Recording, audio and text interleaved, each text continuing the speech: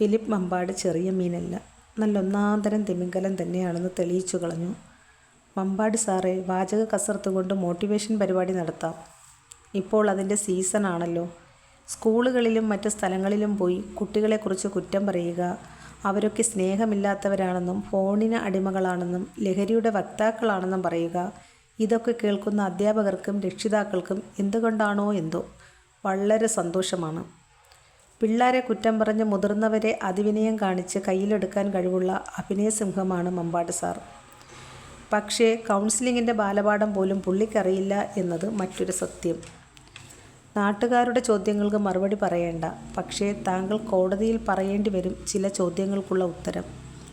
ഭിന്നശേഷിക്കാരിയായ അല്ലെങ്കിൽ മാനസിക വെല്ലുവിളി നേരിടുന്ന കുട്ടിക്ക് RCAയുടെ സർട്ടിഫിക്കറ്റ് ഇല്ലാതെ എങ്ങനെയാണ് കൗൺസിലിംഗ് കൊടുത്തു എന്നത്. താങ്കൾക്കത് നിഷേധിക്കാനും പറ്റില്ല. കാരണം കുട്ടി താങ്കളുടെ സംരക്ഷണയിലായിരുന്നു എന്നത് താങ്കൾ സമ്മതിച്ച കാര്യമല്ലേ. കൗൺസിലിംഗ് അല്ലായിരുന്നു എന്ന് പറഞ്ഞാൽ പിന്നെയും ഗൗരവം കൂടും കാര്യങ്ങൾക്ക്. താങ്കൾക്ക് RCA സർട്ടിഫിക്കറ്റ് ഉണ്ടായിരുന്നോ എന്ന് നാട്ടുകാർക്കറിയില്ലായിരുന്നു. പക്ഷേ താങ്കൾ അത് അറിയേണ്ടതല്ലേ. ഒരു പോലീസ് ഓഫീസർ ആയിരുന്ന ആളല്ലേ.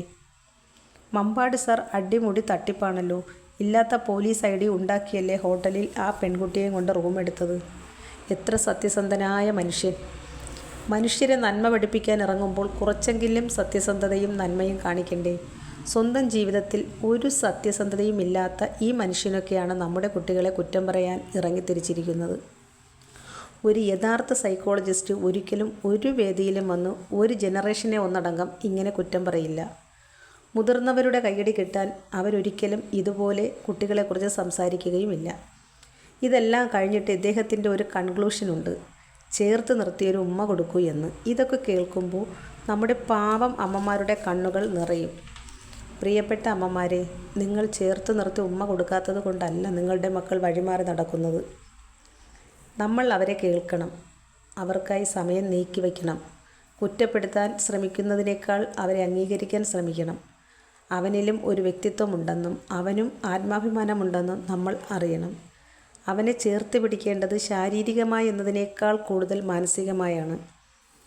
ഇങ്ങനെയൊക്കെ ചെയ്തിട്ടും അവൻ വഴിമാറിപ്പോകുന്നു എങ്കിൽ നിങ്ങൾ അവനെ മാനസികാരോഗ്യ വിദഗ്ധരെ കാണിക്കുക. അല്ലാതെ ഇതുപോലെ മുട്ടിന് മുട്ടിന് മോട്ടിവേഷൻ കുട്ടയ്ക്ക് ചൊരിഞ്ഞ് അതിലൂടെ ലക്ഷങ്ങൾ പ്രതിഫലം വാങ്ങുന്ന കള്ള നാണയങ്ങളെ അല്ല.